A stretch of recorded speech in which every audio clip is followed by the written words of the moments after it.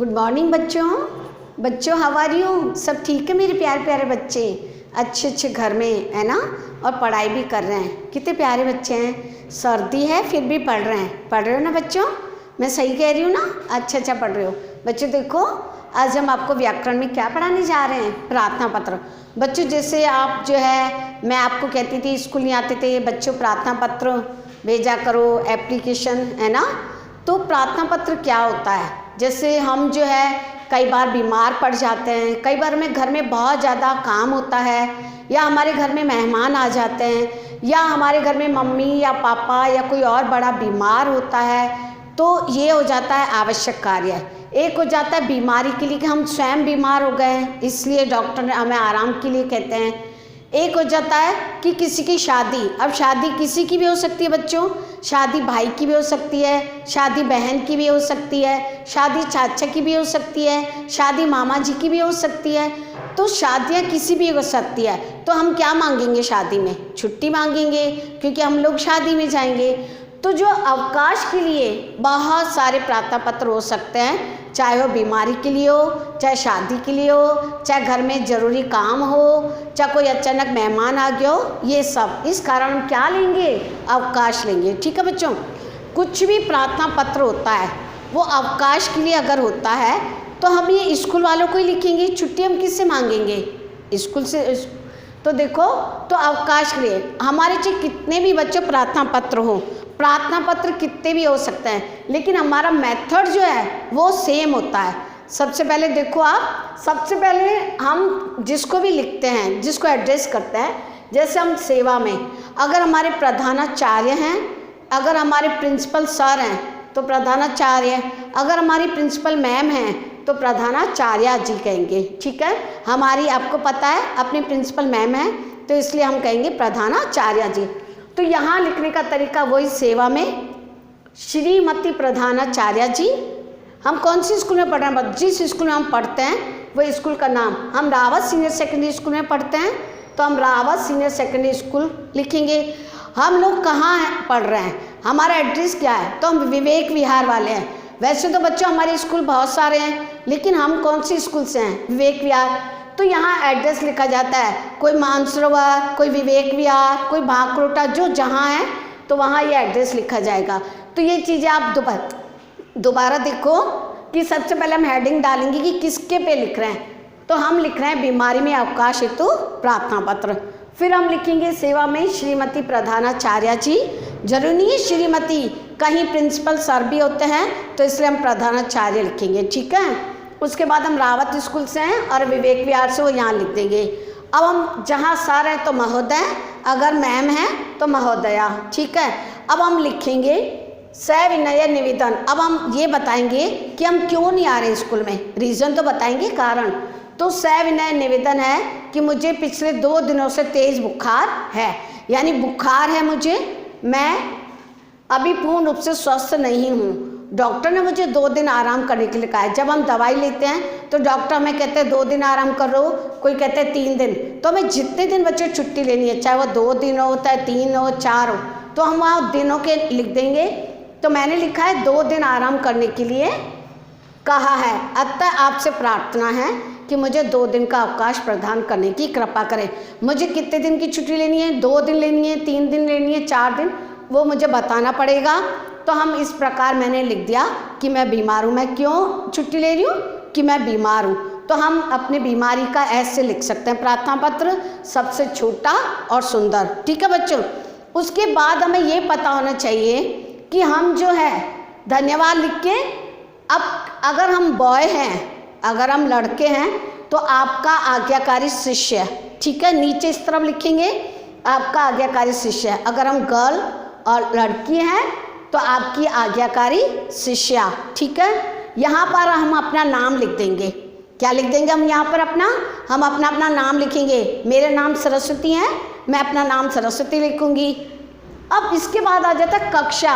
क्या कौन सी कक्षा से, मान लो सुनीता या सरस्वती, बहुत सारी क्लास में बहुत सारे बच्चे होते हैं एक नाम के, तो यहाँ हमको लिखना पड़ेगा कक्षा कि हम कौन सी कक्षा से हैं, फर्स्ट से हैं, सेकंड से हैं, थर्ड से हैं।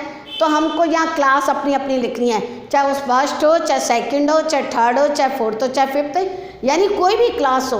तो यहाँ हम अपनी क्लास लिखेंगे और यहाँ हम दिनांक डालेंगे, जिस तारीख को हम लिख रहे हैं, जिस तारीख को हम प्रार्थना पत्र लिख रहे हैं बच्चों, वो वाली हम यहाँ डेट डाल देंगे, दिनांक। समझ में आ गया? तो आप ऐसे करके बहुत सारे प्रार्थना पत्र लिख सकते हो। मुख्य रूप से होता है आवश्यक कार्य और विवाह समारोह में सम्मिलित होने के लिए प्रार्थना पत्र। तो आपको मैंने एक ये लिख के बता दिया, आपको समझ में आ गया होगा। वापस हम यहाँ ऊपर हेडिंग डाल देंगे। अगर बीमारी से तो बीमारी से, अगर मुझे आवश्यक कार्य पे लिखना है तो मैं यहाँ लिखूंगी आवश्यक कार्य हेतु प्रार्थना पत्र, आवश्यक कार्य हेतु अवकाश के लिए प्रार्थना पत्र। अगर मैं विवाह समारोह में जा रही हूँ, अगर शादी है तो मैं लिखूंगी विवाह समारोह में सम्मिलित होने के लिए अवकाश हेतु प्रार्थना पत्र। ठीक है बच्चों, तो मैंने आपको ये एक बता दिया है। अब आपको दो और ऐसे ही लिखने हैं। कौन कौन से? एक जो है आवश्यक कार्य हेतु और एक लिखना है विवाह समारोह में सम्मिलित होने के लिए प्रार्थना पत्र। आपको ये स्वयं लिखना है इसी के तरीके से। ऊपर ये ऐसा लिख दोगे, यहाँ महोदया लिखकर आप लिख दोगे 7 निवेदन है कि मुझे अगर शादी में जा रहे हैं तो किसकी शादी में जा रहे हैं ये बताना पड़ेगा कि भाई या बहन या चाचा चाचा, कि मेरे भाई का शुभ विवाह इतनी तारीख को होना तय हुआ है, हमारे सारे परिवार के यहाँ शादी में सम्मिलित हो रहे हैं, मैं भी शादी में सम्मिलित होना चाहती हूँ, अतः आप मुझे 3 दिन या 4 दिन जो भी है छुट्टी देने की कृपा करें। आपकी मुझे 2-3 दिन की छुट्टी देने की कृपा करें, आपकी बहुत बहुत आभारी रहूँगी। फिर यहाँ धन्यवाद लिखोगे, फिर वो यहाँ आपका आज्ञाकारी, आपकी आज्ञाकारी, फिर यहाँ अपना नाम, यहाँ क्लास और दिनांक। तो आपको 2 और कौन कौन से करने हैं बच्चों? मैंने आपको 3 बताए हैं, तो 2 और कर लेना। एक तो मैंने आपको बता ही दिया, एक आप दूसरा लिखोगे। दूसरा वाला बताऊँ कौन सा लिखोगे? आवश्यक कार्य हेतु, आवश्यक कार्य हेतु। आप इसमें लिख सकते हो कि मुझे घर पे आवश्यक कार्य है, या आप यूँ भी लिख सकते हो कि घर में अचानक मेहमान आ गए इसलिए मुझे ज़रूरी काम है। तो कुछ भी आप एक हेडिंग डालोगे। तीसरा आप लिखोगे बच्चों इसमें विवाह समारोह में,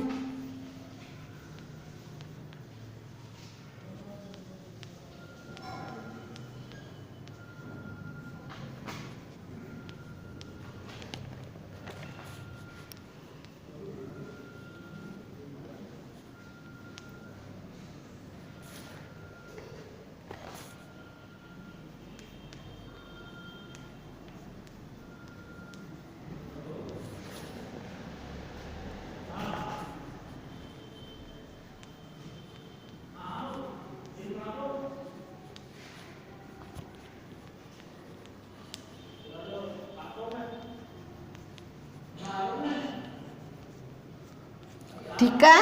एक तो आप ये वाला लिख लोगे आवश्यक कार्य हेतु, और एक लिखोगे विवाह समारोह में सम्मिलित हेतु अवकाश के लिए प्रार्थना पत्र। तो ये 2 और आपको लिखनी है, आपको स्वयं लिखने हैं।